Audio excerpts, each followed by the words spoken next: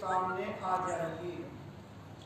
कुछ गुरु महाराज के वचनवाणियों की, उनके अमर संदेशों की मिलकर चर्चा कर ली जाए।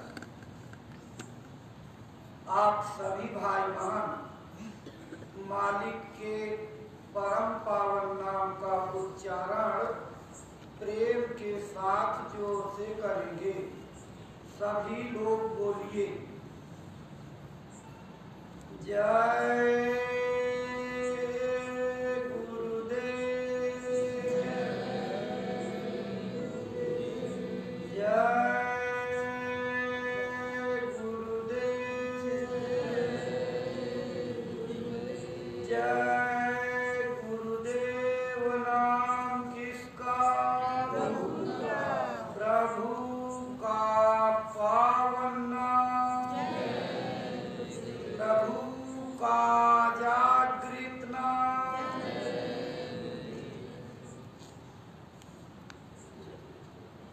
अनंत सत्ता के स्वामी अपने सूक्ष्म रूप से यत्र तत्र सर्वत्र विराजमान युग महापुरुष परम पूज्य स्वामी जी महाराज के पावन कल्याणकारी चरण कमलों में अनंतो अनंत प्रणाम। गुरु महाराज की दया कृपा के आधार हमारी संस्था के प्रमुख परम श्रद्धे पूज्य महाराज जी कोटिशः नमः। संस्था के वरिष्ठ सम्माननीय पदाधिकारी सदस्यगण, आप सबको सादर नमन। गुरु महाराज की भाव भक्ति के धनी, अपने आत्म कल्याण के लिए निरंतर चिंतित, सेवा सत्संग को रुचि के साथ, चिंतन मनन के साथ घाट पर हाजिरी देने वाले आप सभी साधक भाई बहनों, माताओं, बच्चे बच्चियों, धर्म प्राण सज्जनों, सबको सादर हार्दिक जय गुरुदेव। प्रेमी भाई बहनों, जिस संसार में मृत्युलोक में हम सब लोग रह रहे हैं और इसको अपना कह रहे हैं, यह कभी किसी का अपना नहीं हुआ। अपना कहते कहते सबके लिए ये सपना बन गया। सपना कभी सच नहीं होता। दैव योग से कोई संजोग बन जाए, ये कुदरती संजोग से स्वप्न की बात अंशतः आपके जीवन में सत्य और खरी उतर जाए, संभव है, लेकिन पूरी तरह से स्वप्न होता है। स्वप्न एक कल्पना होता है। स्वप्न एक ऐसा चित्र होता है जिसको देख करके भूल जाना ही श्रेयस्कर होता है। स्वप्न देखने वाले बहुत ही कम लोग होते हैं जो स्वप्न की मंजिल को पाते हैं, यानी स्वप्न के अनुसार अपने जीवन को कामयाब बनाने में पहुंचा देते हैं। स्वप्न कभी सच नहीं होता, लेकिन इसका मतलब ये भी नहीं है कि सपने पालने नहीं चाहिए। निरंतर अपने कल्याण का, अपने जीवन को सफल बनाने का, अपने जीवन में गुरु की दया को उतारने का सपना पालना कोई बुरी बात नहीं है, लेकिन वास्तव में यह संसार की वस्तुओं की कामना संसार को पाने की इच्छा, ये वास्तव में ये सपना है। अगर सपना न होता तो सब लोग अपनी इच्छाओं को अपने मन मुताबिक पूरा कर लेते। हाँ, आपके सपने पूरे भी हो सकते हैं। कैसे? अगर आप तो शक्तियों को जागृत कर लीजिए तो आपके सपने 100% सत्य हो सकते हैं। जो सोचोगे वही हो जाएगा, लेकिन दो शक्तियों को आपको अपने अंदर जगाना होगा। वह कौन सी दो शक्तियां हैं? कामधेनु कल्प वृक्ष, नाम आपने सुना होगा, पढ़ा भी होगा किताबों में। कामधेनु किसको कहते हैं? कामधेनु की एक गाय की कल्पना परिकल्पना लोगों ने की है कि जब चाहो तब दूध दे दे, जब आपके इच्छा हो उसी समय बैठ जाइए, दूध लीजिए। इसको कामधेनु गाय कहते हैं। वास्तव में कामधेनु एक शक्ति है। वो शक्ति जब अंदर में जागृत हो जाती है, उस शक्ति के जागृत होने पर यह होता है कि आप जो भी सोचो वो सफल होकर के आपके सामने साकार हो जाएगा। इस कामधेनु शक्ति के अलावा दूसरी शक्ति है कल्प वृक्ष। कल्प वृक्ष पेड़ की भी चर्चा ग्रंथों में आई है। वह वृक्ष जो कभी नष्ट नहीं होता, कल्पों कल्पों तक जिंदा रहता और जिसके नीचे या संपर्क में जाने से सारी इच्छाएं मनोकामनाएं पूरी हो जाती हैं। वो कल्प वृक्ष भी वास्तव में एक प्रकार की दूसरी शक्ति है। यह दोनों शक्तियां साधकों को अंदर में मिलती हैं। आप जब मंजिल पर चलोगे तो आपको भी मिलेगी। कल्प वृक्ष का मतलब है कि आप जो कल्पना करो वो कल्पना का स्वरूप सामने खड़ा हो जाए। आपके कल्पना आ जाए यहाँ सुंदर सा महल खड़ा हो जाए, तो बिना ईंट पत्थर रोड़ा, बिना मेहनत मजदूरी के कल्प वृक्ष की शक्ति प्राप्त लोग बढ़िया से बढ़िया महल सामने खड़ा कर लें। सोचने भर की देर है, उनके सोचने में इतनी बड़ी ताकत आ जाती है, सोच ले वहीं खड़ा हो जाए। जो सोच लें कि धरती उलट करके नीचे ऊपर चली जाए, आसमान नीचे, तो देर नहीं लगेगी। कल्प वृक्ष की इतनी बड़ी ताकत है। लेकिन यह दोनों शक्तियां हम साधकों को कैसे मिलेगी? जब हम अपने साधन को धड़क और विरह के साथ मालिक की दया लेने के लिए आगे बढ़ेंगे। वहीं कुंडली मार करके बैठने रहने से नहीं मिलेगी, कुछ चलना पड़ेगा, चलने पर मिलेगी। वह चलना क्या है? इन दोनों आंखों के बीच में बैठ जाइए। बाहर के लगाव, बाहर का रस, बाहर का भोग, बाहर के चीजों की इच्छा खत्म कर दीजिए। अपने अंदर की चीज पाने के लिए इच्छित हो जाइए और उस चीज को पाने के लिए अपने अंदर बेसब्री पैदा हो जाए, जिसको बेकली कहते हैं, बेचैनी। यानी आप उस चीज को पाए बिना तड़फड़ाते रहो। जैसे किसी नाग की मणि अगर उससे बिछुड़ जाए तो वो उसको पाने के लिए इतना बेसब्र रहता कि अगर न मिले तो जान दे देता। नाग की मणि को पाने के यही उपाय पहले लोग करते थे। देखो, जब नाग बहुत दिनों का हो जाता, यानी उसकी उम्र अति हो जाती, तो धीरे धीरे उसकी लंबाई कम होती जाती। यानी 5 हाथ वाला नाग धीरे धीरे 2.5 का, फिर 1 का, फिर जो है केवल 6 इंच का रह जाता और सिर्फ उसके सिर रहता और वही पूंछ भर जो है रहता 6 इंच का, और वो उड़ने की क्षमता में आ जाता। ऐसे मणिधारी सर्प रात को जब निकलते हैं तो वह मणि ऐसे स्थान पर होती है कि इनको आहार विहार करने में उससे परेशानी होती है। वो नाग अपनी मणि को एक जगह पर निगल देता घास में, और निगल करके अपना आहार विहार यानी जो भी उसको कीड़े पतंगे खाने खाता है, और फिर जब उसका आहार पूरा हो जाता, उस नागमणि को जो बाहर रखे है फिर से जो है वो अपने अंदर निगल लेता और निगल करके फिर उड़ जाता। जो लोग पहले इसकी खोज किया करते थे जंगलों में, साधु सन्यासी लोग ज्यादा इसकी तलाश किया करते थे, लेकिन वो फक्कड़ साधु होते थे।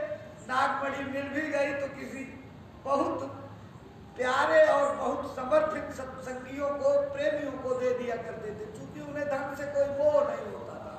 होती बहुत कीमती है, लेकिन उसके प्राप्त करने का तरीका बड़ा जटिल है। मुझे कुछ ऐसे लोग मिले जिन्होंने अपने जीवन में नागमणि को प्राप्त किया था, लेकिन उन्होंने अपनी जब स्थिति का वर्णन किया तो सुनने में डर रहा था, वो झेलने की बात कितनी जो है कठिन होगी ये सोचा नहीं जा सकता। उन्होंने बताया कि मुझे ये मालूम हुआ, मैंने देखा कई दिन कि नाग निकलता है, मणि को यहाँ उगल देता है, फिर आहार विहार करता।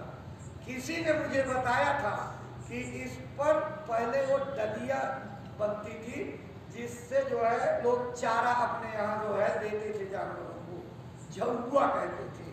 उसी झउआ को उठा करके उसी मणि के ऊपर रख दिया, और वो बहुत घना था, उसके अंदर सांप नहीं जा सकता था, और रख करके दूर चले गए। और जैसे ही बहुत चमकती है, रात में एकदम जैसे दीपक जल रहा हो, तुरंत जो है उस पर रख दिया, उसका उजाला जो है कमजोर पड़ा। जब कमजोर पड़ा तो नाग बेचैन हो गया, भाग करके आया और पटक पटक करके, सिर पटक पटक करके वहीं दम तोड़ दिया। दम तोड़ दिया, जब मर गया उसके बाद उन्होंने झउआ को हटाया और नागमणि लेकर के गए, और उसका जो भी काम करना था। लेकिन उसके बाद उनके पीछे जो उसका जोड़ा था वो जोड़ा पर गया, और जोड़े ने, कहने का मतलब कि नाग की मणि अगर उससे बिछुड़ जाए वो जिंदा नहीं रह सकता, मर जाएगा। जब भगत अपने मालिक को खुश करने के लिए उस नागमणि की तरह जो है तड़पते नाग की हैसियत में आता है, तब मालिक का आसन हिलता है कि ये मेरे लिए कुछ प्रेम करता है। जब तक प्रेम का इम्तिहान नहीं होगा, प्रेम की परीक्षा ली जाती है, और परीक्षा में जब प्रेमी सफल होते हैं तब जाकर के अनुकूल कृपा मिलती है। शंकर जी के लिए सती ने तपस्या की थी, यानी जो दूसरे जन्म में पार्वती बन करके आई, हिमाचल प्रदेश। उन्होंने खबर प्राप्त की कि आपको पति रूप में भरने के लिए नारद ने उससे कह दिया है, वो आपके लिए जो है वो तपस्या कर रही है। तो शंकर जी ने सप्तर्षियों को भेजा, कहा जाओ उसके प्रेम की परीक्षा लेकर के आओ कि क्या वो वास्तव में मेरे लिए तड़प रही है, कि उसके पास और कोई आधार है, या किसी परिस्थिति में वो त्याग सकती है। जा करके लोगों ने समझाया, कहा महारानी बहुत बड़ा तपस्या कर रही हो, क्या बात है, किस वजह से? कहा मुझे नारद जी ने बता दिया कि पहले जन्म में ये तुम्हारे पति थे, तुम सती थी, और तुमने वहाँ अपने मायके में जा करके यज्ञ में न्योता न देने के नाते तुम सती हो गई थी, तब से वो वैराग्य का जीवन व्यतीत कर रहे हैं, और तुम पार्वती बनकर के हिमाचल के घर में आई हो। अगर तुम तपस्या करो तो वो इस जन्म में भी तुम्हारे पति के रूप में मिल सकते हैं, लेकिन अब है तो उनका मिलना कठिन। मैं उनके लिए तपस्या कर रही हूँ। कहा हो नारद मिल गए, तो नारद के मिलने से आज तक किसका घर बसा? नारद के ही घर न बिगाड़ा, कौन ऐसा है जिसका घर उन्होंने बिगाड़ नहीं दिया? अरे तुम्हारी तो किस्मत चौपट हो गई। बताओ, अरे कोई विष्णु जैसे क्षीर सागर पर बैठने वाले सुंदर दिखने वाले आदमी के लिए सलाह देते तब तो ठीक है। वो नंग धड़ंग जंगल में सांप बिच्छू गोजर लटकाए, बौरे बरह लाग मन लागा। तुम्हारा भी मन क्या है खराब हो गया कि बौराए आदमी यानी पगलाए आदमी, उसके साथ तुम्हारा जो है संबंध बताओ क्या बता दिया उन्होंने। कहा मुनिवर अब चुप हो जाइए, अगर आप पहले मिल जाते नारद से पहले तब तो आपकी बात हम मान लेते, लेकिन अब जन्म कोटि लग रगर हमारी, वरम संभुगत रह कुमारी। अब तो करोड़ों करोड़ जन्मों तक मेरी ये जिद है कि अगर बरूंगी तो शंकर की बरूंगी, शंकर नहीं मिले कुमारी रह जाऊंगी, लेकिन वरण करूंगी तो शंकर का। कहा तपस्या क्यों, इतनी बड़ी जिद क्यों? कहा नारद मुझे गुरु के रूप में मिले, जो रास्ता बताता है वो गुरु होता है, और गुरु के वचन प्रतीति न जेहि, सपने सुलभ न सुख सिद्धि ही। जो गुरु के वचनों पर प्रीति और प्रतीति नहीं करता, विश्वास और भरोसा नहीं करता, स्वप्न में भी उसको कुछ नहीं मिल सकता। इसलिए तजौ न नारद कई उपदेशु, आप कहें सतबार महेशु। मैं नारद के उपदेश को त्याग नहीं सकती, चाहे शंकर जी खुद खड़े होकर के आकर के मुझसे अर्ज करें, फिर भी मैं उनकी बात को नहीं मानूंगी, क्योंकि गुरु के वचनों पर अविश्वास करना अपने किस्मत को खत्म कर देना है। इसलिए मैं नारद के उपदेश को अब खत्म नहीं करूंगी। जब लोगों ने ये जवाब सुना तो जाकर शंकर को बताया। कहा महाराज वो तो ऐसा कह रही है, यानी प्रेम की परीक्षा में पार्वती पास हो गई। तब उन्होंने इसकी स्वीकृति दी, ठीक है हम उन्हें स्वीकार करने के लिए इजाजत देते हैं। प्रेमी भाई बहनों, गुरु भी हम लोगों के प्रेम की परीक्षा लेता है, इम्तिहान लेता है कि इतने दिन तक सुनाने समझाने दया देने के बाद क्या मेरा भरोसा और विश्वास इनके अंदर पैदा हुआ कि नहीं। अगर भरोसा हो जाएगा तो गुरु के वचनों पर हमेशा फिदा रहेंगे, गुरु के वचनों पर कुर्बान रहेंगे, गुरु के वचनों में कोई स्वार्थ नहीं दिखेगा। ऐ प्रेमी भाई बहनों, गुरु की दया और कृपा पाने के लिए हमको अपने दुनिया का सर्वस्व त्याग कर देना पड़ता है। जब सर्वस्व त्याग देंगे तभी हम लोगों को जो है दया मिलने का मौका आएगा। प्रेमी भाई बहनों, गुरु के वचनों पर कभी अविश्वास नहीं करना चाहिए। मुसलमानी फकीरों ने उनके किताबों में ये अल्फाज लिखे हुए हैं, मुर्शिद अगर कहे कि मुसल्ला उठा करके शराब में डुबा दे, यद्यप शराब को छूना शरीर के अंग पर पड़ना नापाक होना बताया गया है। कहा कि अगर मुर्शिद कहे तो मुसल्ला उठा करके तुरंत शराब में डुबो दे। मुसल्ला कहते हैं वो आसनी जिस पर बैठ करके भजन साधन इबादत किया जाता है, चटाई। उस चटाई को तुरंत उठा करके एक फकीर साहब का जो है चेला था, उसने सुनते ही तुरंत कहा क्या बेमतलब की बात मुर्शिद भी बोल जाते हैं, बेसिर पैर की बात जमी नहीं उसको। कुछ दिन बीता तो उन्होंने कह डाला, कहा हुजूर आप ये बात जो कहते हो जायज नहीं, नाजायज बात है। कहा क्या?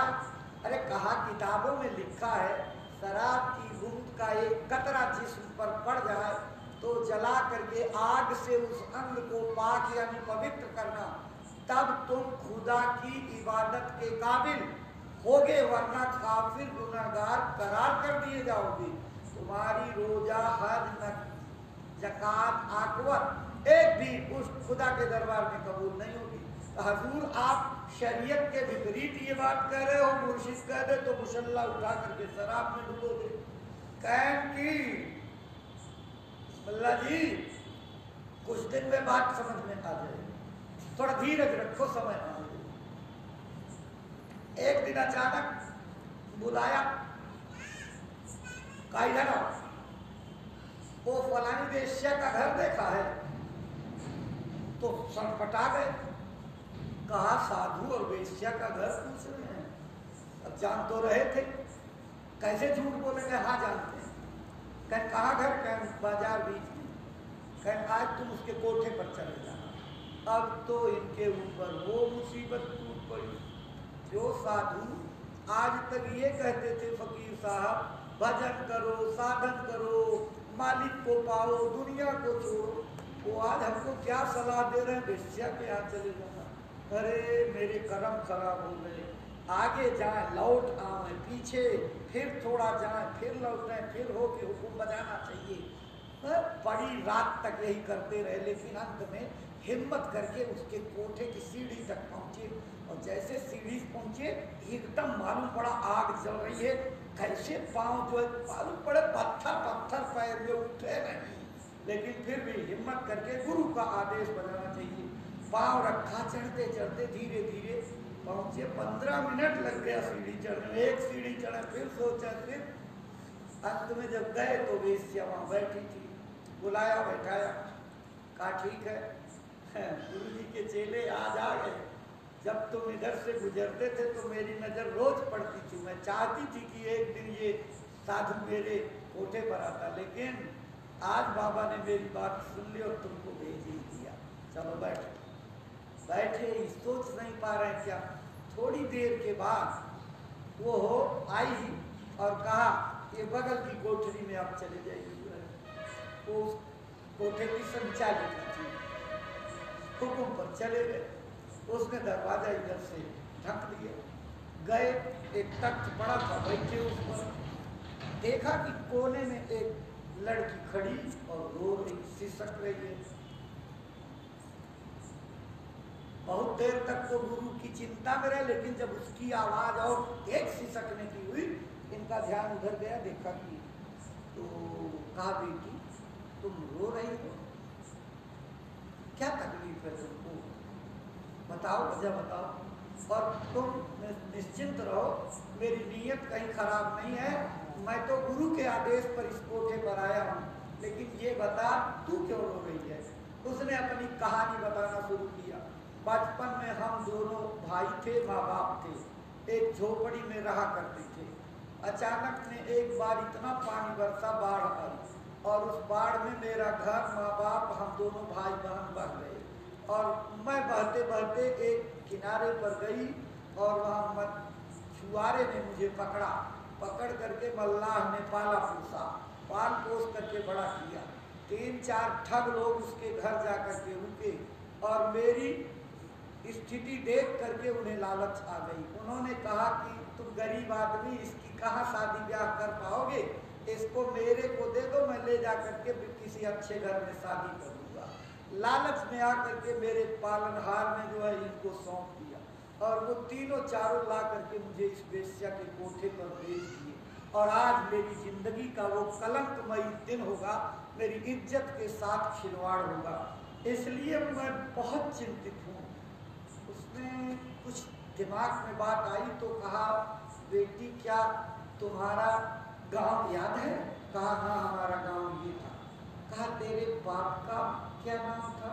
तो उसने बाप का नाम बताया। कहा बेटे तुम्हारा क्या नाम है। लड़की ने अपना नाम बताया। सुनते ही आंसू की झड़ी लगी और उठ करके उस लड़की को अपनी बाहों में भर करके कहा बेटी मैं ही तेरा अभागा बाप हूँ, जो बचपन में झोपड़ी से अपने बच्चों को खो चुका और जब कोई आधार नहीं बचा, तेरी माँ नहीं रही, दोनों बच्चे नहीं रहे, तो मैं साधु बाबा की संगत में शामिल हो गया। लेकिन आज मुझे भरोसा हो गया कि गुरु के शब्दों में राज होता है। चल मेरे साथ चल। लेकर लड़की को आए गुरु महाराज के दरबार में, गुरु के चरणों में झुके लड़की के समेत। उसके बाद गुरु ने मुस्कुराते हुए कहा मुल्ला जी क्या हुआ। कहे हजूर 100% आपकी बात सत्य है। मुस्तिद अगर कहे मुसल्ला उठा करके शराब में डुबो दे तो जरा भी देर नहीं करनी चाहिए। कहना अब समझ में आ गई। कहना हजूर पूरा समझ में आ गई। कहने का मतलब महापुरुष कोई बात समझाने के लिए किसी चीज का हिल्ला बनाते हैं, उसका तरीका बनाते हैं, बात उनके समझ में आ गई। ऐसे ही अगर हम आप उनकी बातों को इशारों में समझने लगे तो हमारे जिंदगी की तमाम तकलीफें, तमाम समस्याओं का निराकरण होता चले। लेकिन प्रेम की परीक्षा में पक्का उतरना पड़ेगा, फेल मत होना। अगर फेल हो गए तो फेल ही होता है। परीक्षा में पास होने की हिम्मत रखना, और पास भी अपने बलबूते नहीं, गुरु की दया आपको सद प्रेरणा देगी, अनुकूल माहौल बनाएगी, तब पास होगी। इसलिए प्रेम की परीक्षा में अपने अहंकार से, अपने बल और ताकत से कोई नहीं पार हो सकता, कोई पास नहीं हो सकता। जब गुरु की दया कृपा अनुकूल होगी तभी कोई करते हैं वही पार करने वाले, वही पास करने वाले, वही फेल करने वाले, लेकिन इरादे उसके साथ जरूर जुड़े होते हैं। अगर आपका संकल्प बन जाए मुझे पास होना है, तो 90% से ऊपर सफलता आपके संकल्प के साथ रहेगी। क्योंकि अपने संकल्प के साथ आप पढ़ेंगे, मेहनत करेंगे, याद करेंगे और सीखने की कोशिश करेंगे। अगर आपको परमार्थ की इस मंजिल में पास होना है तो आपको भी पढ़ने में रुचि दिखानी पड़ेगी। रात रात जाग करके अध्यात्मवाद की पढ़ाई पढ़नी पड़ेगी। अपने अंदर के छिपे हुए खजाने को खोदने के लिए रात रात कुदाल चलानी पड़ेगी। रात रात मेहनत करके जागना पड़ेगा। सारी दुनिया सोती है, लेकिन भगवान के भजन की इच्छा रखने वाले को जागना पड़ता है।